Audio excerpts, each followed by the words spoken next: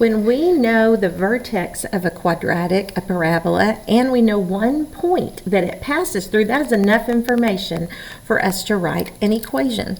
So first you need to know vertex form of the equation. So in general, your vertex form is y equals a x minus h squared plus k. Now, the vertex is hk.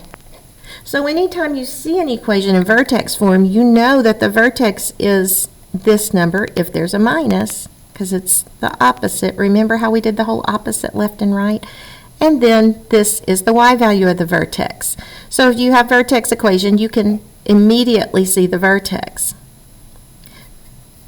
I don't have the equation, but I have the vertex. And I have a point it goes through. So what could I do? Well, first let's write our general form of the vertex form. Now let's substitute. So I don't know A, do I? I've got to know A. That's the thing I've got to know, is my compression or stretch, or whether it's negative. That's what I need to know. So do I know a Y? Well, I do. It's right there. I don't know A. Do I know an X? Yes. Do I know H? I do. So minus H. And do I know K? I do. It's a minus 4. So I plug in everything I know. And then after I've plugged in everything I know, I do the math. It's just simple math.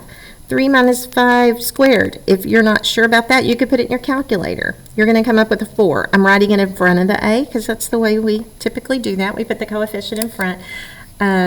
This is a weird one. It has all A's. That doesn't usually happen. So simple two-step equation. Add 4, divide by 4, and so what's A? A is 2. So let's write the equation. Y equals, because I need my y and my x in it to have the general equation for all the points on the line. Y equals, okay, A is 2, x minus, there's my h, plus k. So there's your vertex form of the equation. I was able to write it just from a vertex and a point. Let's do that again with number 3 over here.